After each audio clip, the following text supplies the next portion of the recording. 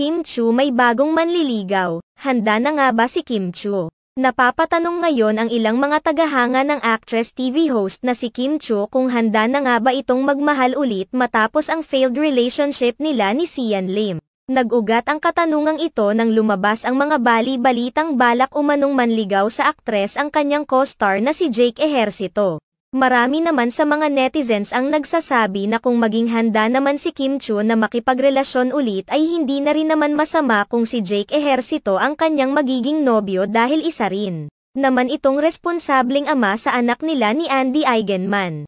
Wala rin naman itong naging malalang issue matapos ang pagkakalink at ang issue nila noon ni Andy Eigenman. Wala na rin naman siyang seryosong nakakarelasyon matapos kay Andy Eigenman. Bukod pa rito, mula naman sa maayos na ang si Jake Ejercito at financially stable na rin naman ito kaya wala nang iisipin pa si Kim Chu. Matatandaan na pamatok rin ang digital series na huling pinagtambalan nilang dalawa dahil sa kakaiba nilang chemistry. Samantala, may ilang mga netizens naman ang nagsasabi at nagpapayo kay Kim Chu na huwag na muna itong magpadalos-dalos sa pagpasok sa isang relasyon. Dapat ay kilalanin na muna umano ng maayos ng aktres ang lalaking nanliligaw sa kanya para hindi na maulit ang nangyari noon sa kanila ni Sian Lim. May ilang tagahanga pa ng Acres ang nagsasabi na sana ay pumili naman si Kim Chu ng isang non-showbiz boyfriend dahil hindi naman siya naging maswerte sa mga naging boyfriend niya na pawang kasamahan niya sa larangan sa pag-arte.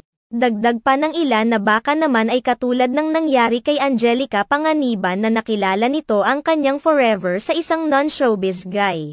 No showbiz boyfriend for Kim, please sana wag ipahintulot na taga-showbiz ulit, please Kim. Wait for the person that is not in showbiz. Word of advice. Huwag magnobyo ng mayroong pangnobya ang nangligaw sa ito. Mas okay si Jake kaysa kay Paulo, hindi nagtatagal relasyon. Kawawa lang si Kim. Kaya Kim at Jake na lang sana at mas gwapo. Ang tanda na ni Paulo.